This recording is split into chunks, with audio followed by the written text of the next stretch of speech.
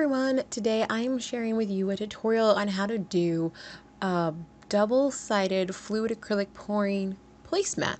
Now I promise this DIY is a lot easier than it sounds. I promise you it is. That being said, if this is your first time playing with fluid acrylics, don't try it on this because you'll be frustrated, I think.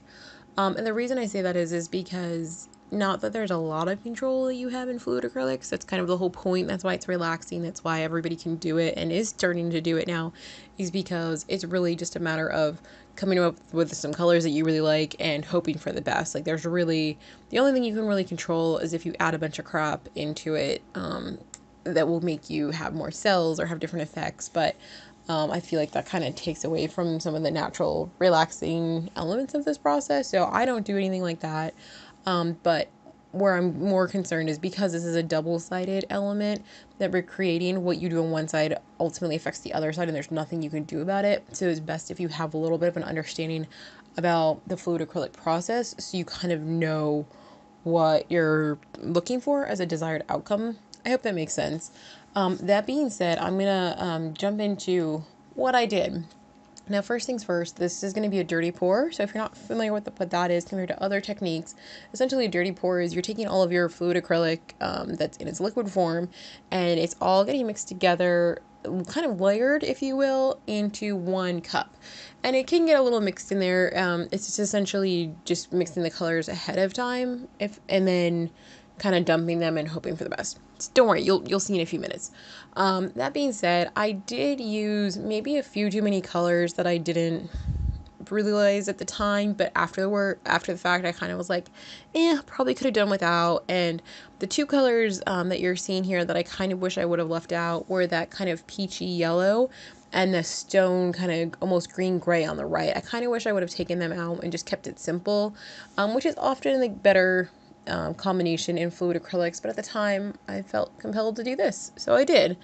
And I'm doing 2 cups at the same time because I will be making 2 placemats and it's important for me for them to look consistent-ish, so that's why I'm dumping both cups together at the same time. If you're looking for different effects or different combinations for different placemats, you don't have to do this, but for me I feel like it makes it a lot easier to kind of clear your work surface. I'm just working on like a fold-up table right now, so whatever you think is best.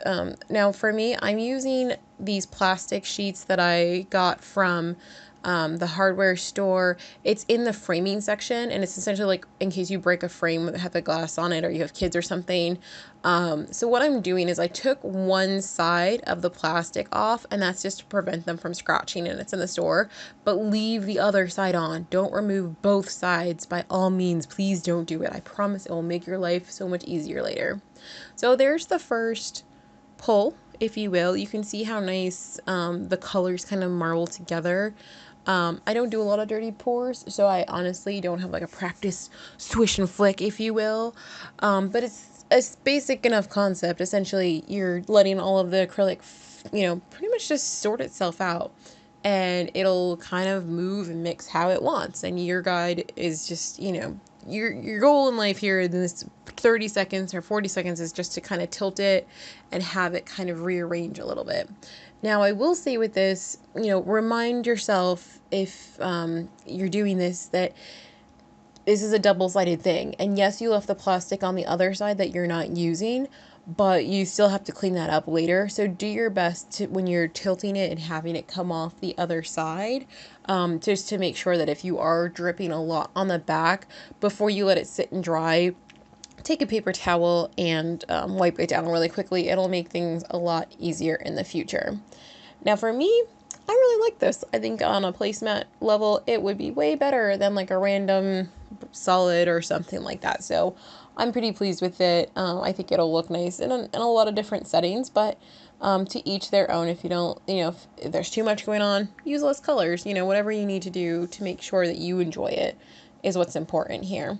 And I'll probably do more of these in the future. So if you have questions or you have, colors that you'd love to see, let me know in the comment section down below, and I'd be absolutely happy to consider working that into future videos.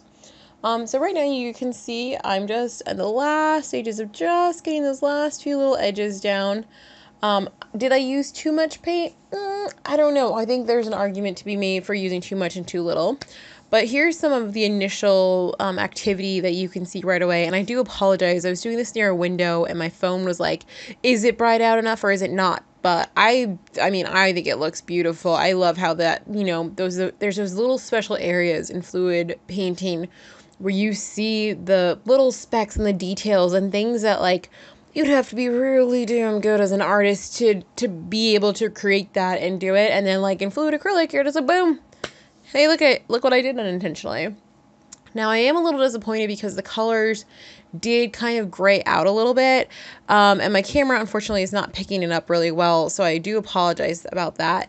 But I just wanted to show you now that it's dried. See what I'm doing on the back where I told you to leave one side of the original plastic on it? What you're going to do is slowly but gently and just carefully pull that off.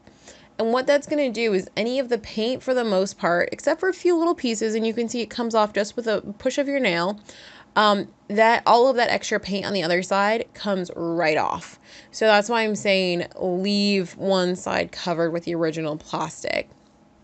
And the benefit of this is on this side, because the decorative acrylic is on the, also in this instance, the reverse side, the back side, you can easily wipe this down. Now, technically, you could wipe down the other side with a sponge or whatever really quickly and easily, but this one, if you had a dish and you wanted to use this as maybe like a serving tray where you're going to have a couple little bowls of dip or something on it, it could get wet very easily and you could wipe it off. The other side, I wouldn't let it get soaked, but look how crazy difference there is in one side versus the other.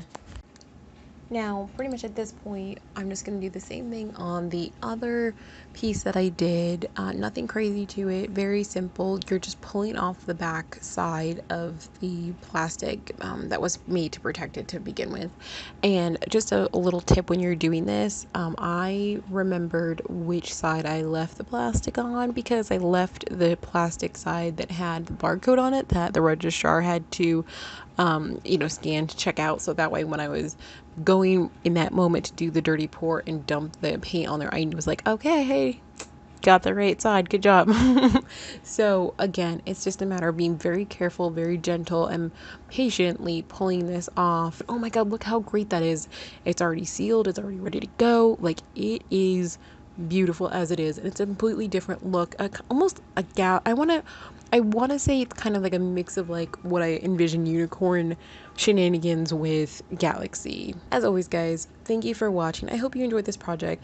I mean, look how easy it is. Like, this level of detail on placemats on your table, like in the morning when you wake up, like, it's gonna make you feel good about yourself because you're like, look, I made this. And then when you have people over, they're gonna be like, oh my god, you made this. And it's just gonna be pretty and simple, and it's gonna take your whole table or whatever surface you're putting these on to the next level.